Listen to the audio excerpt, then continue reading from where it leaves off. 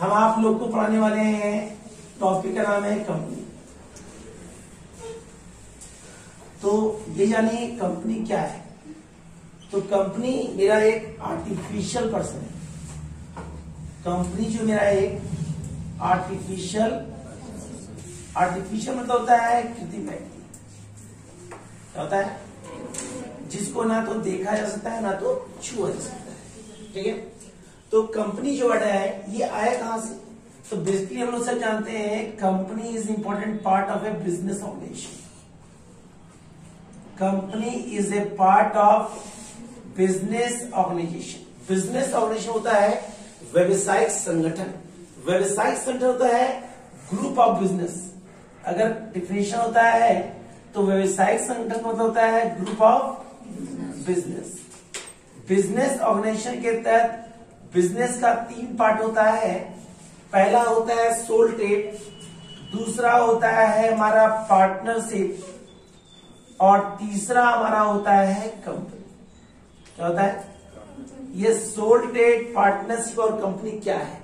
Basically आप सब जानते हैं कि सोल ट्रेड मतलब होता है इंडिविजुअल बिजनेस। मतलब एक ऐसा व्यवसाय, एक ऐसा बिजनेस जिसे एक व्यक्ति द्वारा कभी भी कहीं भी किसी भी समय, एक व्यक्ति द्वारा कभी भी किसी भी समय जो बिजनेस स्टार्ट किया जाता है उसको हम एकाकी व्यवसाय कहते हैं। क्या कहते हैं? एकाकी व्यवसाय। इसमें कोई लिमिटेशन नहीं होता है, कोई गवर्नमेंट का एक्ट नहीं होता है, लेकिन सबसे इंपॉर्टेंट ये होता है कि इस बिजनेस का जो ऑनर होता है वह अपनी बिजनेस से रिलेटेड कुछ इंफॉर्मेशन को सीक्रेट रखता है, गुप्त रखता है। वो किसी पास सीक्रेट इस बात को सूचना जानकारी नहीं देता है। जैसे ही बिजनेस ग्रोथ करता है ये हमारा कहलाता है पार्टनरशिप फर्म। कह सकते हैं कि सोल ट्रेड में जो प्रॉब्लम्स होते हैं, जो समस्याएं होते हैं, उनको दूर कहाँ किया जाता है? पार्टनरशिप। सोल ट्रेड के तहत कोई भी गवर्नमेंट एक्ट नहीं है, लेकिन पार्टनरशिप के तहत हमारा एक्ट है जो 1932 एक्ट के तहत स्टार्ट किया गया है। तो 1932 एक्ट के तहत कहा गया है कि पार्टनरशिप फर्म जो है it is important part of business organization. More than 2 person started a firm. जब 2 या 2 से अधिक व्यक्ति मिलकर किसी फर्म को एग्रीमेंट के तहत प्रारंभ करते हैं तो वह बिजनेस का क्या कहलाएगा? Partnership firm.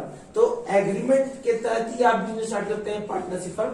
अगर एग्रीमेंट नहीं होगा तो मेरा फर्म पार्टनरशिप फर्म कभी नहीं कहलाएगा, क्योंकि एग्रीमेंट एक ऐसा डीड पेपर होता है, एक ऐसा डॉक्यूमेंट होता है जिसमें फर्म से रिलेटेड सारी इंफॉर्मेशन को उसमें सबमिट किया जाता है, जिससे भविष्य में पार्टनर के बीच विवाद नहीं होता है। अब प्रश्न उठता है सर ये एग्रीमेंट होता है क्या? सर एग्रीमेंट होता है detail information of the partnership firm.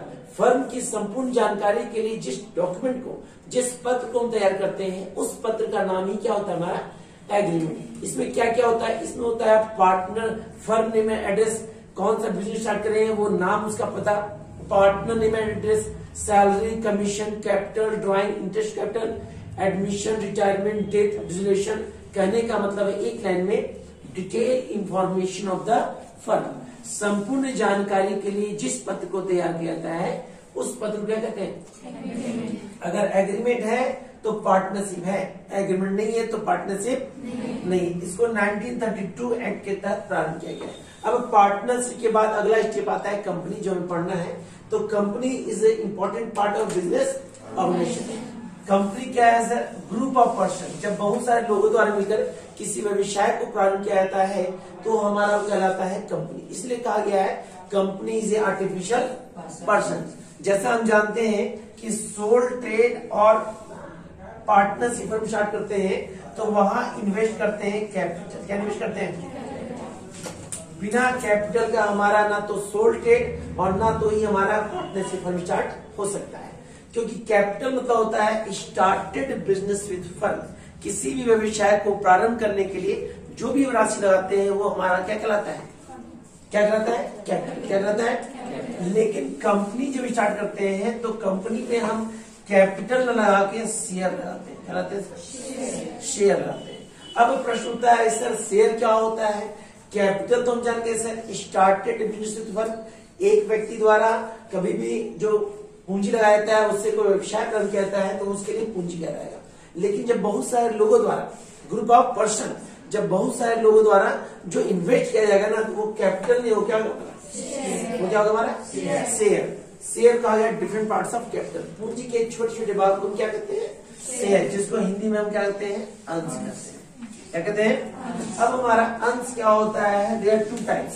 अंश दो प्रकार का होता है, एक होता है हमारा प्रेफरेंस शेयर, क्या होता है, और एक होता है इक्विटी शेयर। क्या होता है सर? प्रेफरेंस शेयर और इक्विटी शेयर। तो प्रेफरेंस शेयर क्या होता है, कंपनी के एम्प्लॉय द्वारा जो भी शेयर लगाया जाता है, जो भी कैपिटल लगाया जाता है छोटे प्रारंभों में, वो कहलाएगा प्रेफरेंस शेयर। और बाहरी मेंबर द्वारा लगाया जाता है तो क्या कहलाता है, इक्विटी शेयर। प्रेफरेंस शेयर को हिंदी में कहते हैं पूर्वाधिकार अंश, और इक्विटी शेयर कहते हैं हिंदी में समता अंश। तो पूर्वाधिकार अंश का वह भाग है जिसके अंतर्गत किस फर्म के कर्मचारियों द्वारा या फर्म में काम करने वाले वर्कर द्वारा, मेंबर द्वारा जो धनराशि कंपनी में लगाया जाता है शेयर के माध्यम से, वो शेयर क्या कहलाएगा। और बाहरी सदस्यों द्वारा जो राशि अंश के रूप में लगाया जाता है शेयर के रूप में, वो कहलाता है इक्विटी शेयर। क्या कहलाता है? लेकिन जो लगाता है वो कहलाता है शेयर होल्डर। क्या कहलाता है? क्योंकि जो इन्वेस्टर होता है उसको हम शेयर होल्डर कहते हैं। क्या कहते हैं सर? Share holder. अब ये शेयर हमारा क्या होता है, ये दोनों शेयर हमारा इश्यू होता है। क्या होता है? इश्यू। तो जब भी किसी कंपनी द्वारा शेयर इश्यू किया जाता है, तो सबसे पहले हमारा प्रोस्पेक्टस इश्यू किया जाता है। बिना प्रोस्पेक्टस का कोई भी कंपनी शेयर इश्यू नहीं करता है। लेकिन इसके पहले कुछ इंफॉर्मेशन था कि कंपनी हमारा दो होता है, एक होता है प्राइवेट कंपनी और एक होता है पब्लिक कंपनी। कंपनी एक्ट हमारा प्रारंभ किया गया था 1956 में, लेकिन इसमें कुछ बदलाव किया गया और अभी हमारा कंपनी एक्ट चल रहा है 2013 एक्ट। अभी हमारा कंपनी का जो एक्ट चल रहा है, कौन सा एक्ट चल रहा है, 2013 एक्ट। इसके अंदर कहा गया है कि कंपनी दो होता है, एक होता है प्राइवेट और एक होता है पब्लिक। एक को कहते हैं सरकारी और एक कहते हैं सरकारी और निजी। तो गवर्नमेंट कंपनी क्या होता है, जिसपे सरकार का अधिपत्य हो, जिसपे गवर्नमेंट का अधिकार हो। और प्राइवेट मतलब होता है किसी पर्सन का अधिकार। जैसे टाटा कंपनी है तो टाटा कंपनी में प्राइवेट हो गया, लेकिन बीएसएनएल जो हो गया हमारा वो गवर्नमेंट कंपनी।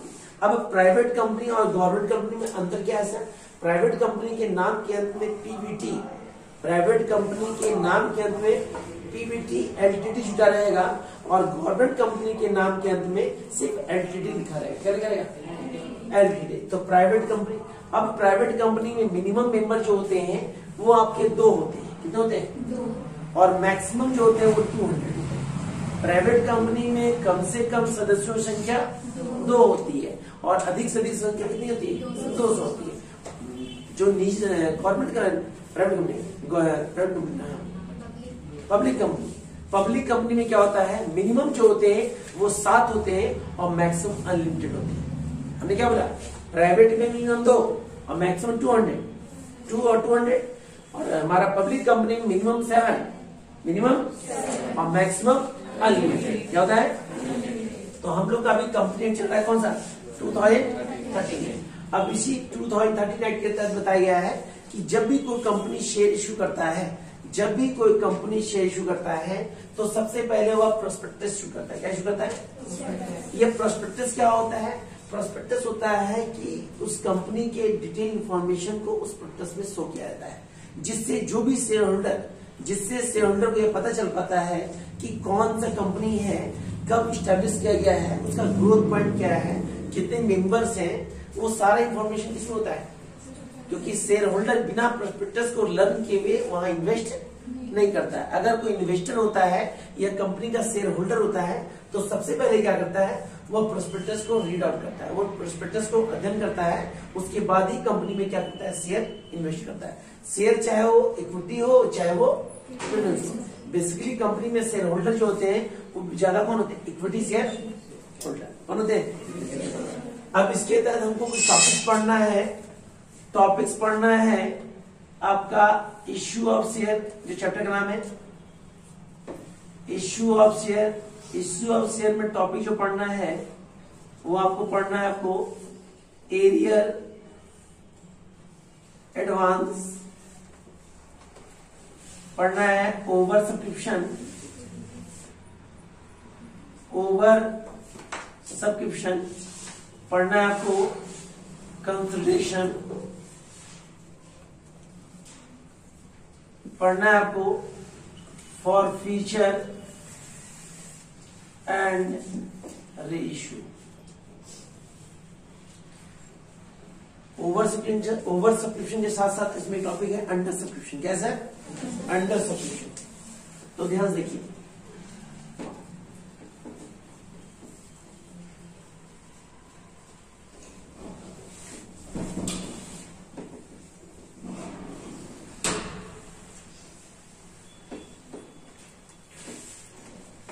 हम लोग का चैप्टर जो है उस चैप्टर का नाम है issue of share. Issue of, अब किसी भी कंपनी द्वारा शेयर इश्यू किया जाता है तो शेयर इश्यू करने का हमारा कंडीशन जो होता है वो 3 होता है।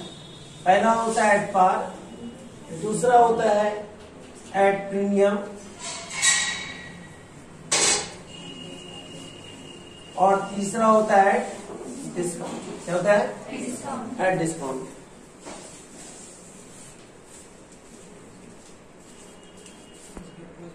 हम लोग का टॉपिक जो है वो हम लोग का है इश्यू ऑफ शेयर। क्या सर? Issue of share. अब इश्यू ऑफ शेयर में क्या होता है, किसी भी कंपनी द्वारा शेयर को जारी किया जाता है तो कंपनी के द्वारा जब भी शेयर जारी किया जाता है तो कंडीशन 3 होता है। पहला होता है हमारा एट पार, दूसरा होता है एट प्रीमियम, और तीसरा क्या होता है? एट पार में क्या होता है, रेट हमारा फिक्स होता है। जैसे मान लीजिए कंपनी रेट 10 है तो 10 रहेगा ना, तो बढ़ेगा ना। तो एट प्रीमियम का रेट जो है वो इंक्रीज करता है। अगर 10 है तो कितना, तो कितना बढ़ा? डिस्काउंट में रेट घटता है, मान लीजिए कितना हो गया? नहीं, कितना घटा? मतलब एट पार के तहत रेट फिक्स होता है, प्रीमियम में बढ़ता है, डिस्काउंट में घटता है। इस कंडीशन के द्वारा अब ये कंपनी का काम होता है शेयर इश्यू करने का। अब इसको हम लोग क्या करते हैं? परचेज करते हैं। क्या करते हैं सर? तो परचेज करने की कंडीशन 4 है। पहला है एप्लीकेशन, दूसरा है अलॉटमेंट, तीसरा है फर्स्ट कॉल, और चौथा क्या है? फाइनल। एप्लीकेशन, अलॉटमेंट, फर्स्ट है, ये 4 प्रोसेस होता है जिसके आधार पे किसी भी कंपनी के शेयर को परचेज कर सकते हैं। जब एप्लीकेशन होता है तो एप्लीकेशन में 2 प्रोसेस होता है, अलॉटमेंट में भी 2 प्रोसेस होता है, फर्स्ट में भी और फाइनल में। एप्लीकेशन में पहला प्रोसेस होता है रिसीप्ट का, इसका होता है। दूसरा होता है ट्रांसफर का। क्या होता है सर? यही कंडीशन अलॉटमेंट में क्या हो जाएगा? जस्ट अपोजिट हो जाएगा। पहले होगा ट्रांसफर, बाद में क्या होगा? ट्रांसफर और रिसीव, ट्रांसफर और इसी कंडीशन के तहत हम एंट्री करते हैं। अब जब हम एंट्री करते हैं एप्लीकेशन के तहत, तो एप्लीकेशन के तहत जब हम रिसीव का एंट्री करते हैं, इसका एंट्री करते हैं, तो रिसीव का एंट्री करते हैं तो bank account debit, bank account to equity share application, equity share narration हो जाएगा बिंग एप्लीकेशन रिसीव्ड। दूसरा हम ट्रांसफर का करेंगे, और ट्रांसफर भी किसका? एप्लीकेशन। एप्लीकेशन का करेंगे equity share application account debit, application account to equity share capital account. कौन अकाउंट? नरेशन होगा being transfer to equity share capital account. तो जो भी एप्लीकेशन का एंट्री होगा वही आपका अलॉटमेंट होगा, वही आपका फर्स्ट होगा, वही क्या होगा? बस सकते क्या होगा? अलॉटमेंट से एंट्री हो जाएगा, अपोजिट हो जाएगा, उल्टा हो जाएगा। क्या होगा? ध्यान से कीजिएगा, पहले रिसीव रखिए, फिर रखिए आप अलॉटमेंट करेंगे ना सर, यही एंट्री क्या हो जाएगा? उल्टा हो जाएगा। मतलब ये तीसरा और ये एंट्री क्या होगा? इक्विटी से allotment account debit to equity share capital account, bank account debit to equity share allotment account. जब फर्स्ट कॉल का करेंगे तो वही एंट्री होगा, equity share first call account debit to equity share, bank account debit to equity share first. Final करेंगे तो वही process होगा, पहले ट्रांसफर का equity share final call account debit to equity share capital account, bank account debit to equity share. जब सारे entry कर देंगे तो अगला एंट्री करेंगे एक्सपेंसेस का। किसका करें सर? एक्सपेंसेस का एंट्री होता है शेयर ऑन, या कह सकते हैं इशू ऑफ एक्सपेंसेस, इशू नहीं कर सकते, इसको कहते हैं share on expenses, share on expenses account debit, share में कौन सा है, equity share, to bank account, कौन अकाउंट, नरेशन होगा बीइंग एक्सपेंसेस अमाउंट पेड, जब बैंक डेबिट हो तो रिसीव्ड और बैंक क्रेडिट हो तो क्या होगा, पेड, क्या होगा, एंट्री करने के बाद बेसिकली आप जान लीजिएगा ये एंट्री हमारा जो 8 एंट्री कर रहे हैं हम लोग एप्लीकेशन का, अलॉटमेंट का, फर्स्ट और ये उस कंडीशन में करेंगे जब रेट डिवाइड हो, क्या हो, लेकिन रेट डिवाइड ना हो, रेट डिवाइड तो उस कंडीशन में टॉपिक का नाम है नॉट रेट डिवाइड, किसी कंपनी द्वारा रेट डिवाइड, तो उस कंडीशन में एट पार का जो एंट्री होता है वो होगा बैंक अकाउंट डेबिट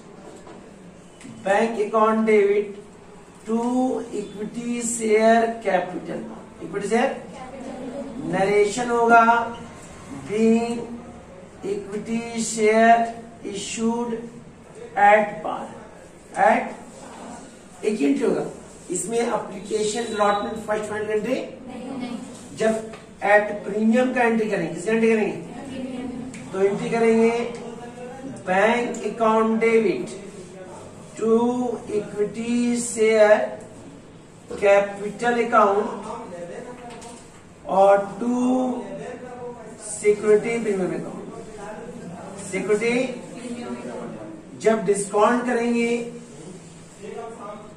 तो क्या होगा, bank account debit, bank account discount on share account to equity share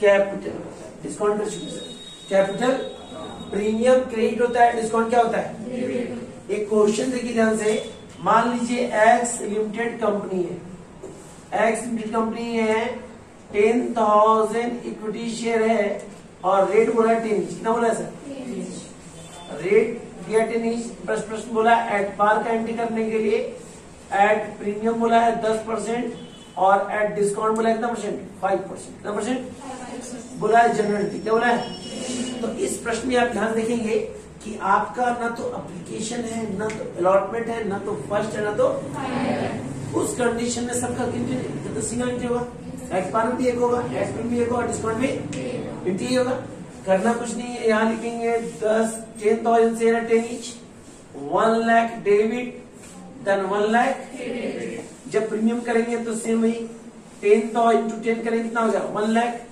कितना होगा, प्रीमियम दिया है कितना परसेंट निकलेगा, 10,000 निकलेगा 1 लाख, जब डिस्काउंट करेंगे तो 10,000 इंटू 10 करते हैं तो 1 लाख हो गया टोटल, और डिस्काउंट कितना बोला है, ये हो गया 5,000, बचा कितना 90, तो इस कंडीशन में हमारा रेट डिवाइड नहीं है क्योंकि प्रश्न ना तो एप्लीकेशन है, ना तो अलॉटमेंट है, ना तो फर्स्ट है, ना तो ये सिंगल एंट्री है, एग्जामिनेशन में इंपॉर्टेंट है सर, क्योंकि बहुत सारे स्टूडेंट को कभी क्या होता है, ये लगता है कि क्वेश्चन ना तो एप्लीकेशन, ना अलॉटमेंट, ना तो फर्स्ट, ना फाइनल है, एंट्री कैसे करेंगे, तो माइंड में सेफ रखिएगा कि रेट डिवाइड नहीं हो तो सिंगल एक एंट्री, चाहे एट पार हो, चाहे प्रीमियम हो, चाहे डिस्काउंट, इसको कॉपी कर लीजिए, बताते हैं आप।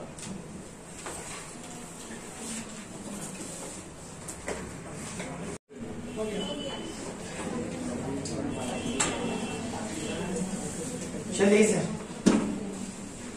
अब आपको बताने वाले हैं इस टॉपिक, वो टॉपिक का नाम है आपका एरियर, ठीक है।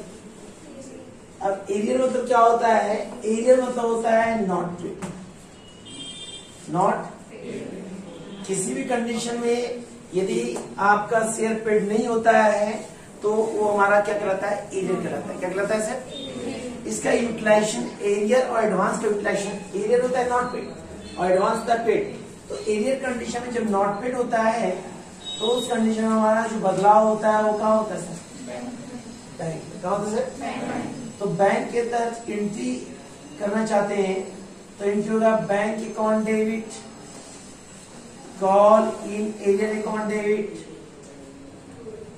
Call in arrear account debit to, condition यदि फर्स्ट कॉल रहेगा तो लिखेंगे to equity share first call account, first call entry ये कीजिए। अब एक क्वेश्चन बताते हैं ध्यान से। मान लीजिए एक्स लिमिटेड कंपनी है, एक्स लिमिटेड 2 लाख रुपीज जो है वो ऑथराइज कैपिटल, क्या सर, मतलब उस कंपनी के पास जो खुद का ऑथराइज कैपिटल कितना है, हमारा बोल रहा है डिवाइडेड कर रहा है 20,000 इक्विटी शेयर, रेट दे रहा है 10 इंच, कितना दे रहा है 10 इंच। हमारा प्रश्न में बोला है कि एप्लीकेशन बोला है हमारा 20%, अलॉटमेंट बोला है 30%, फर्स्ट कॉल बोला है 25%, देन फाइनल कॉल बोला है कितना परसेंट, 25%। और यहाँ प्रश्न नीचे बोला है 500 शेयर नॉट पेड, नॉट बोला है first and final, first and. यहाँ कंडीशन ध्यान से गौर करेंगे कि रेट कितना है सर 10 इंच, तो जो डिवाइडेड होना चाहिए 10 होना चाहिए, कितना होना चाहिए, लेकिन यहाँ दिया 20%, 30%, 25%, 10%। तो यहाँ पे 20% का मतलब 2 रुपया, कितना 10 का 22, 10 का 30, 10 का 2.5, देन ये कितना होगा, अगर ये 100 होता तो ये होता है 20, 30, 25, 25, क्योंकि जो रेट होता है उसी डिवाइड करते हैं। जब हम एंट्री करेंगे तो आपको पता होना चाहिए कि एप्लीकेशन का एंट्री होता है bank account debit to equity share application, equity share यहां पे होगा हमारा 20,000 टू 40,000 डेबिट, देन 40,000। जब हम इसका ट्रांसफर करते हैं तो equity share application account debit, ध्यान से देखेंगे क्योंकि आपका जो कोई डंडे किस पर आया ना उसमें आपको सिंपल क्वेश्चन दिया है, ऐसे ही क्वेश्चन 8 नंबर का simple question, simple question, equity share application account debit to equity share allot capital account, equity share यहां भी कितना हो गया 40,000 डेबिट 40,000। जब अलॉटमेंट का एंट्री करते हैं तो यही एंट्री अपोजिट हो जाएगा, तो अलॉटमेंट एंट्री क्या हो जाएगा, equity share allotment account debit to equity share capital account, कौन अकाउंट 20,000 रेट 3 है तो 60,000, देन अगला एंट्री क्या होगा बोलिए,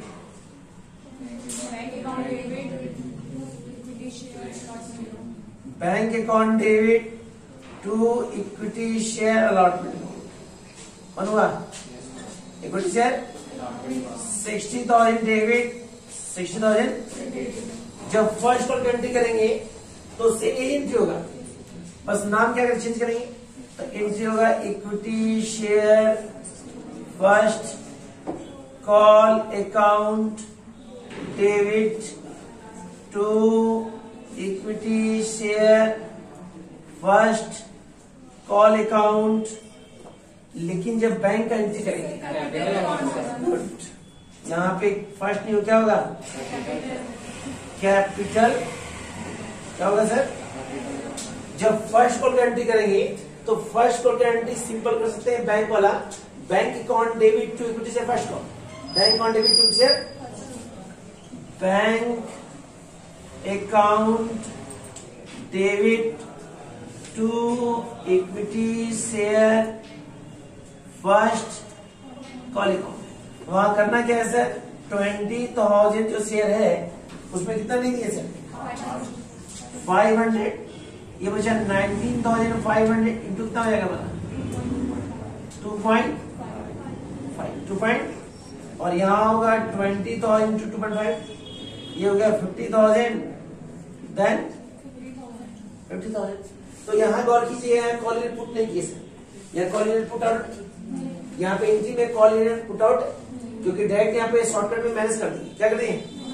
लेकिन यदि आप एरियल पुट करना चाहते हैं, लेकिन यदि आप एरियल पुट करना चाहते हैं तो यहां लिखिए bank account debit call in arrear account debit arrear, ठीक है, एरियल अकाउंट डेबिट।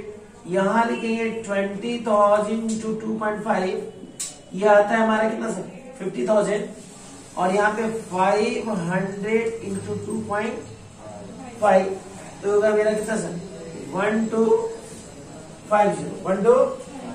अब हमारा बचेगा यहाँ पे 48,007, कितना बचा, कैसे है, तो डबल इंटरेस्ट का रूल होता है, डेबिट क्रेडिट इक्वल, तो 50,000 कितना चला गया, कितना बचा 48,000। अब हम जब फाइनल कोड एंट्री करेंगे तो फाइनल कोड एंट्री होता है, क्या होता है बोलिए sir, equity share final call account debit to equity share capital account, capital यहाँ पे होगा 20,000 into 2.5, 50,000 डेबिट, देन 50,000।